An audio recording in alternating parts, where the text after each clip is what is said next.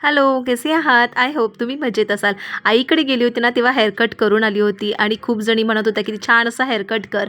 तर मी कंटाळली होती, कारण माझं हेअर केअर करायला जमत नव्हतं आणि या उन्हाळ्यामध्ये ना प्रचंड मग वगैरे व्हायचा. तसा हेअर वगैरे मला त्रास नाही, पण तेवढं मॅनेजच होत नव्हतं. कारण ऑफिस, घरची कामं, स्वतःची काळजी ह्या बाबतीत ना खरंच खूपच म्हणजे वेळच मिळायचा नाही. म्हणून म्हटली, "चला थोडं हेअर कट करून घेऊया." त्याच्यानंतर मग दीपकला सांगितलं होतं, की पाव घेऊन ये, कारण थोडीफार भाजी उरली होती. परवा पुलाव केला होता ना, तेव्हा मग ती भाजी होती, तर थोडीशी म्हटली चला पटकन पावभाजी करून घेऊया. आणि कोथिंबीर मी स्टेशनवरून आली होती, जी की गावठी होती आणि त्याचा सुगंध घरभर दरवळत होता. एवढी मस्त ती कोथिंबीर होती. त्याच्यानंतर आयनसोबत थोडासा वेळ घालवला आणि पटकन स्वयंपाक आवरून घेतला. आणि तसंही आज उशीर झाला होता, मग पटकन हे पटापट आवरलं. काही रेसिपी वगैरे शेअर केली नव्हती आणि कोथिंबीर बघू शकता फुल अँड फुल तुम्हाला क्लिअर दिसते. सो आजच्या दिवसासाठी इथपर्यंत. आवडलं तर नक्की फॉलो करा. बाय.